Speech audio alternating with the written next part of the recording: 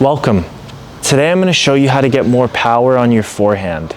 And you will never hit the shot hard if you don't get rid of a few bad habits that I'm about to show you.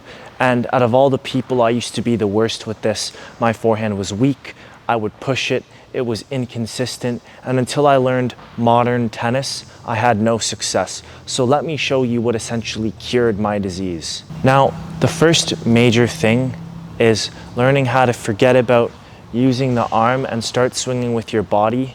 And the best thing that you can do is simplify the swing with a smaller unit turn. I want you to feel like you square the strings to the incoming ball, almost like you're setting up for a volley. And then from here, all you have to do is turn a little bit more for a shoulder turn.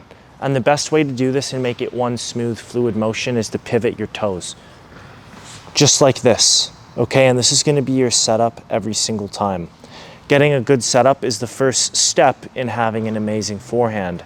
But now the second step is avoiding wrapping the racket behind your body and separating the arm from your kinetic chain, which you're gonna use to crack the ball. We wanna make sure that the racket stays with us and in front of us. So what you're gonna do is let your body momentum fall loose as you sit in a chair. And you want the racket to get down into a pat the dog position so that we can get topspin later on in the shot, right? We're closing the strings so that when we swing, we can get spin and not have to worry about the ball flying out because there's nothing causing it to dip back down, right? So what we do is we let loose into pat the dog, start the swing with your body, okay? And once we get to the contact point, you're gonna want a windshield wiper over the ball, okay? We also wanna make sure that we're not scraping the ball and finishing too high up. This is another common mistake. We wanna feel like we stay down and hit through the ball. Swing across the table, don't pull out of your lane, okay? Go through the ball. And this will really help you stop scraping the ball.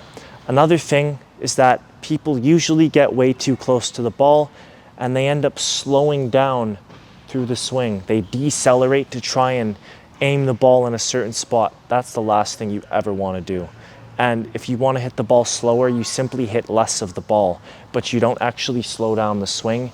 You just arc it a little bit more. And if I want to hit hard, I would drive through it a little bit more. And we control the speed with our body, okay? The arm is moving as fast as the body.